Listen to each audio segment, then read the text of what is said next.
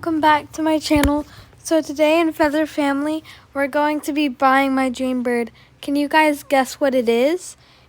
A hint, it cost 3,000 feathers. I'm going to move over here so it stops doing it. Okay.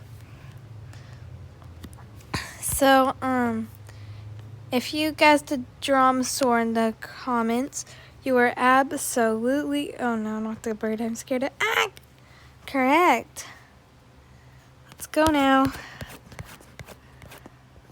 Oh my gosh, out of all of them, I'm buying a dromaeosaur. So this is Christmas. Which one do I choose?